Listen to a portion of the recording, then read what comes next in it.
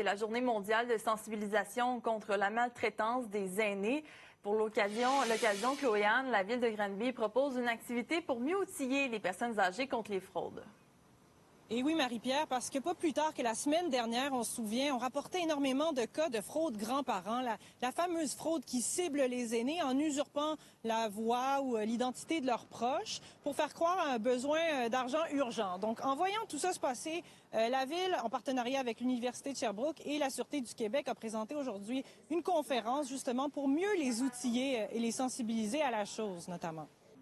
Les cas de fraude ciblant les aînés se multiplient, faisant beaucoup de victimes en Estrie comme dans le reste du pays. C'est très facile d'être aujourd'hui, on ne sait même pas à qui on a affaire, hein?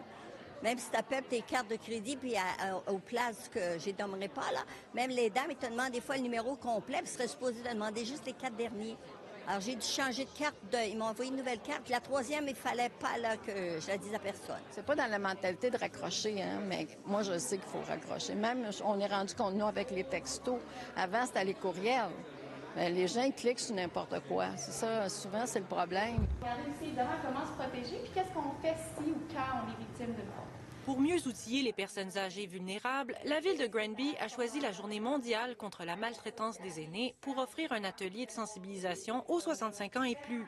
Parmi les méthodes de fraude qui ciblent les aînés, il y a celle grands-parents. Elle consiste à usurper l'identité d'un proche pour faire croire à un besoin urgent d'argent.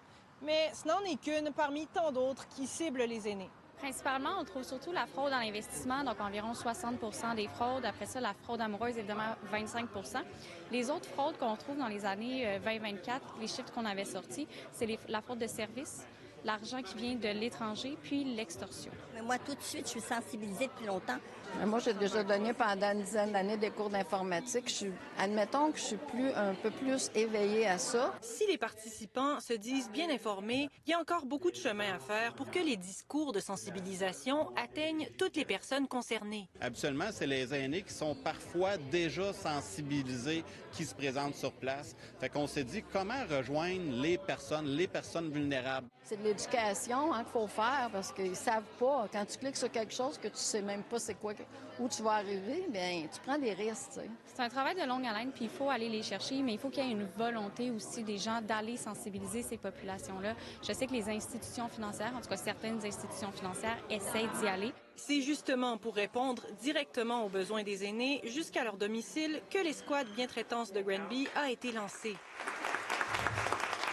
L'escouade lutte contre tous les types de maltraitance qui visent les personnes âgées de la Haute-Yamaska. En fait, l'escouade Bientraitance est déployée sur le territoire par deux façons. En fait, la première, c'est du porte-à-porte. La deuxième, c'est sous forme de kiosque là, dans des endroits là, fréquentés par les personnes aînées. C'est possible qu'on rencontre la personne aînée directement.